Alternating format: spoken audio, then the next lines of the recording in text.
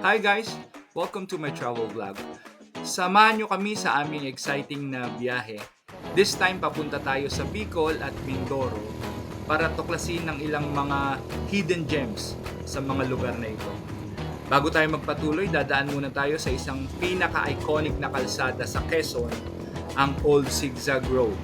Kilala rin bilang Bitukang Manok na nasa pagitan ng mga bayan ng Atimonan at Pagbilao sa Quezon Province. Ito ay tinaguriang ganito dahil sa napakaraming liko-liko at paikot-ikot na ruta na para nga bang bituka nga ng manok.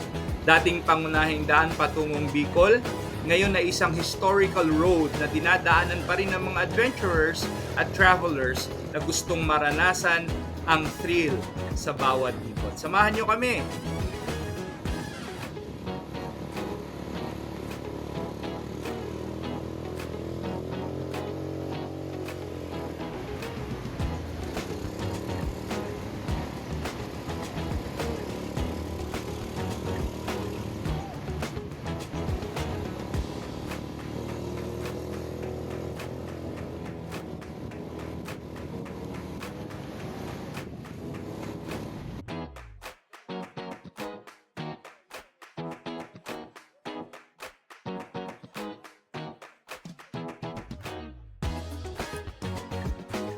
At last, nandito na tayo sa isa na namang iconic landmark, ang Welcome to Bicol Arc. Mula sa Banlat, sa Tandang Sora, ay tinatayang mahigit 380 kilometro ang layo nito. Depende pa sa traffic at ruta. Aabot ng halos 8 hanggang 10 oras ang biyahe papunta dito, pero worth it talaga.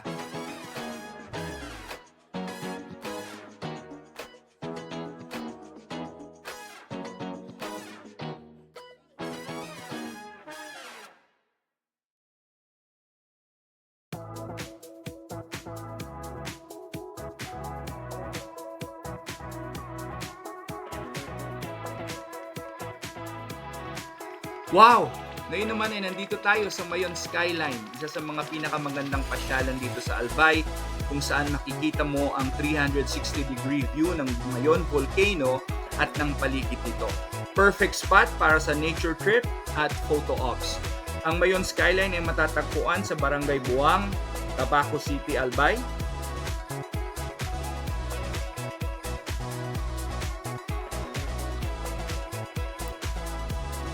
Ngayon, papunta naman tayo sa Goa, Camarines Sur at dadaan tayo sa kahangahangang ruta ng The Partido Riviera. Kilala bilang isa sa pinaka-scenic coastal roads sa Bicol. Sa ating ruta, dadaanan natin ng Patitihan at makararating po tayo sa Goa Yemilif Church. Habang tinatahak natin ang Partido Riviera, ramdam mo ang ganda ng Bicol, dagat sa isang banda, bundok sa kabila, at sariwang hangin sa paligid. Talagang kakaibang karansan para sa mga nature lovers at travelers. Tara, samahan nyo kami sa pag-explore sa Goa Kamsur.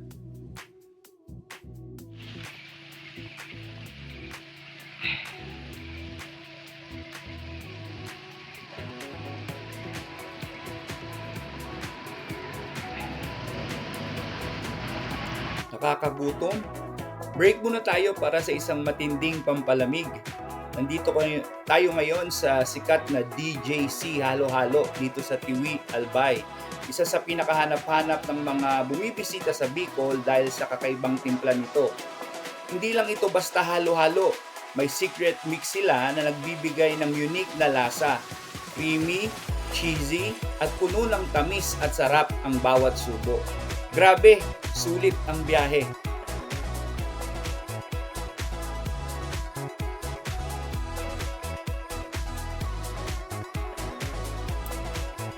Sa aming pag-uwi ay dumaan din kami sa Kamay ni Jesus sa May Lukban, Quezon.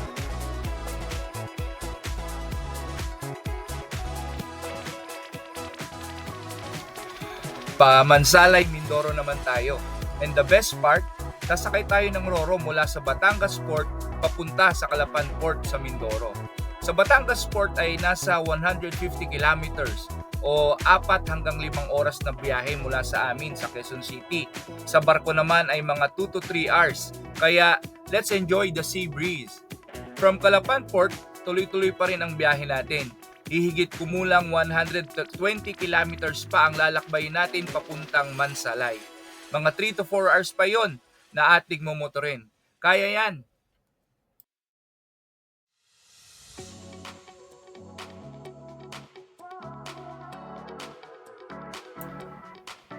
Ang sarap talaga ng hangin sa barko.